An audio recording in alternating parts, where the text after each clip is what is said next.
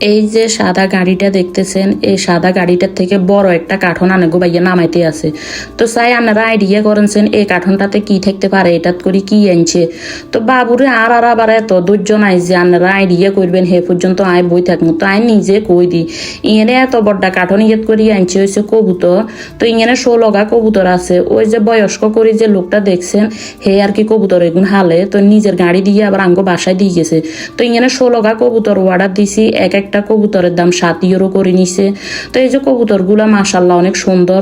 তো ইয়ে না নেগো বাইয়া আর আমি দুইজনে মিল্লা জব করি, এগুলার আবার পরিষ্কার করে নিছি।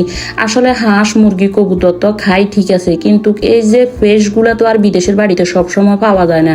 বিশেষ করে কবুতরটা দেখা যায় যেন বছরে মানে 1-2 বার পাইতেও কষ্ট হয়ে যায়। তো এই কারণে দেখা যায় যেন যখনই পাই তখনই দেখা যায় যেন অর্ডার দিয়ে দিই, বাসায় আনি দিয়ে যায়।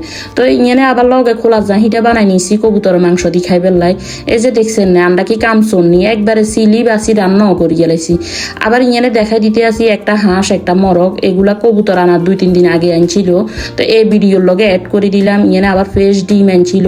এই যে রাতা মরকটা দেখতে আছেন, এটা প্রায় 6 থেকে 7 কেজি এলা, ভিডিওতে যদিও বোঝা যাইতেছে না। লগে আবার চিনা সেটা। তো এখানে হাঁস মুরগি দোনোটা কাটিয়ে নিছি। তো ব্যাগে বালা থাকবেন আজ যে পর্যন্ত, আজ যাইয়ের কাল্লা বাদে হরুগা দিয়ে হইব।